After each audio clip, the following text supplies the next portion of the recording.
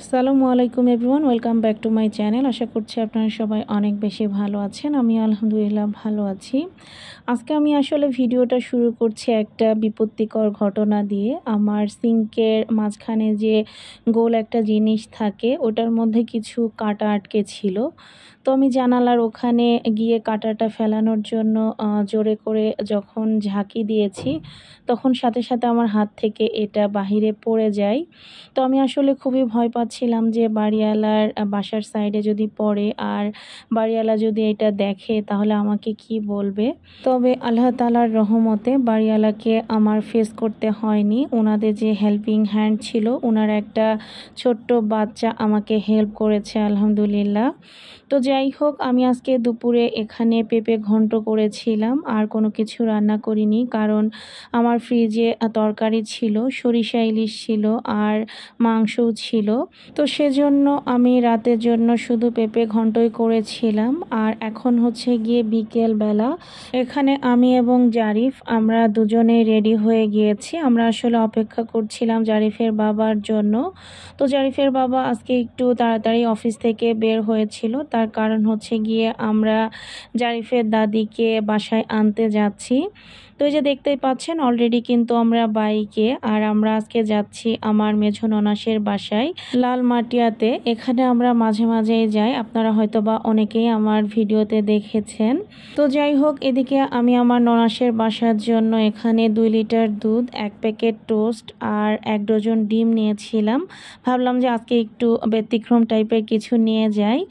তো এদিকে পাশে আজোয়া ছিল, তো জারিফ বারবার কেক খেতে চাচ্ছিল। তো এখানে জারিফ দেখতেই পাচ্ছেন একটু পেস্ট্রি কেক খেয়ে নিচ্ছিল। আর এদিকে আমি আর জারিফের বাবা দুজন 2টা সমুচা খেয়ে নিচ্ছিলাম, সাথে পরে জারিফও একটা খেয়েছিল।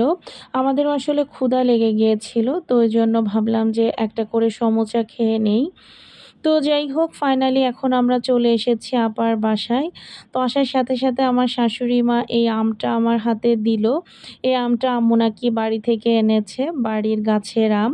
যদিও আমার শ্বশুর বাড়িতে আম গাছের সংখ্যা খুবই কম, তো তারপরও 2-1টা যা আছে ওখানেই মনে হয় হয়েছিল। তবে এই আমটা মেবি 12 মাসি আম। তো এদিকে আপার বাসায় আসার সাথে সাথে আপা এদিকে নাস্তা দেওয়ার জন্য পুরোই তাড়াহুড়া শুরু করেছে। আপার বাসায় আমরা আসলে হঠাৎ করে এসেছি, আপারা কেউই জানতো না যে আমরা আপার বাসায় আসতেছি। তো তারপরেও আপা নুডলস, চা, তারপরে আম্মু বাড়ি থেকে কলা খই এনেছিল, ওগুলো খেতে দিয়েছিল। পরে আমাদের আসলে আপার বাসা থেকে বের হতে হতে অনেক রাত হয়ে যায়। তো পরে আপার বাসা থেকে আমরা আসলে খাওয়া দাওয়া করেই বের হই। আর এই যে এখন আমরা ফাইনালি উবারে উঠে গিয়েছি। এই যে দেখতেই পাচ্ছেন জারিফ তার দাদির পাশে বসে আছে। তো যে বললাম যে আমাদের বাসা থেকে বের হতে হতে বেশ লেট হয়ে যায়, আমরা রাত 11টার পরে উবারে উঠি। তবে রাতের বেলা রাস্তা ফাঁকা থাকার কারণে আমাদের খুব একটা সময় লাগেনি, খুব তাড়াতাড়ি আমরা পৌঁছাতে পেরেছিলাম। আর এদিকে যাওয়ার সময় আমরা যেহেতু বাইক নিয়ে গিয়েছিলাম, তো ওই জন্য জারিফের বাবা এখন বাইকে, তো আমাদের কাছাকাছি ছিল বলতে পারেন। তো এখন আমরা অলরেডি বাসার কাছাকাছি, আর এটা হচ্ছে গিয়ে পরের দিন সকালবেলা। তো এখানে আমার শাশুড়ি মাকে আমি একটু নাস্তা দিয়েছি, পেঁপে ভাজি ছিল, ডিম পোচ, আম আর রুটি।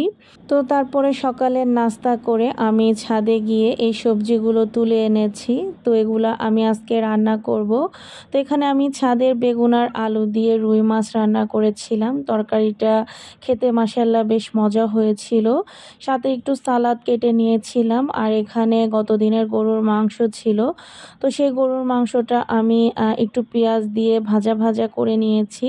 তো পেঁয়াজ দিয়ে এভাবে গরুর মাংস আবারও ভাজা ভাজা করলে খেতে কিন্তু বেশ ভালো লাগে। তো তারপরে সন্ধ্যার দিকে একটু ছাদে গিয়েছিলাম, আর এদিকে মাগরিবের নামাজের পরে আমার শাশুড়ি মা এখানে একটু কোরআন তেলাওয়াত করছিল। তো নামাজ কালাম শেষ হয়ে গেলে এখানে আমি একটু চা আর পপকর্ন ফ্রাই করেছিলাম হালকা পাতলা নাস্তার জন্য।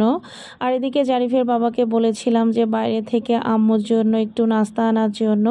তো এখানে জারিফের বাবা বার্গার আর সাব স্যান্ডউইচ এনেছে। তো সবার প্রথমে আম্মুকে সাব স্যান্ডউইচটাই দিয়েছিলাম, আর একটা বার্গার আমি রেখে দিয়েছিলাম যে আম্মু পরে খাবে, আর একটা বার্গার জারিফ খেয়েছিল। তো তো এই যে আমি এখন জারিফকে একটা দিলাম আর এটা এখন আম্মুকে খেতে দিলাম। তো এখানে আম্মু বসে বসে সাব স্যান্ডউইচটা খাচ্ছিল আর জারিফের বাবা আম্মুর সঙ্গে গল্প করছিল।